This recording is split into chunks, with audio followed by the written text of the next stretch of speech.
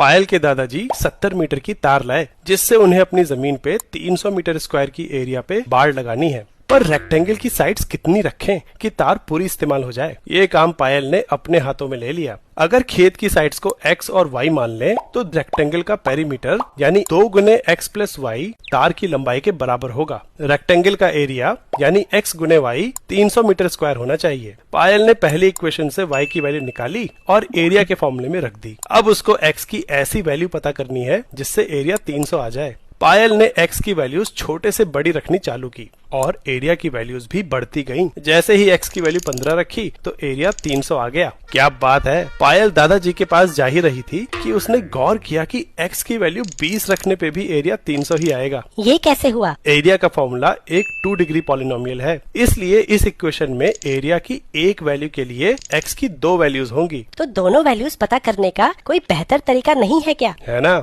Area के फॉर्मूले यानी इस 2 डिग्री पॉलिनोमियल से जो एरिया हमें चाहिए वो घटा दो तो ये एक नया 2 डिग्री पॉलिनोमियल बन जाएगा और x की जिन वैल्यूज के लिए ये पॉलिनोमियल 0 होगा वही हमारे सोल्यूशन होंगे। लेकिन ये जीरोस कैसे निकालेंगे? इस पॉलिनोमियल के जीरोस इस क्वाड्रेटिक इक्वेशन की रूट्स के बराबर होंगे, जो कि हम क्वाड्रेटिक फॉर्मूला से निकाल सकते हैं। पायल ने क्वाड्रेटिक फॉर्मूले से रूट्स निकाले तो भी वैल्यूज 15 और 20 ही आईं। पायल के दादाजी काफी इम्प्रेस हो गए और बाड़ लगाने का काम चालू हो गया। वैसे अगर एरिया के फॉर्मूले पे ध्यान दें तो ये वाला हिस्सा लंबाई है और ये चौड़ाई। अगर लंबाई 15 होगी तो चौड़ाई 35 माइनस 15 यानी 20 होगी, और अगर लंबाई 20 होगी तो चौड़ाई 35 माइनस 20 यानी 15 होगी। इन दोनों वैल्यूज को हम ग्राफ पे ऐसे देख सकते हैं।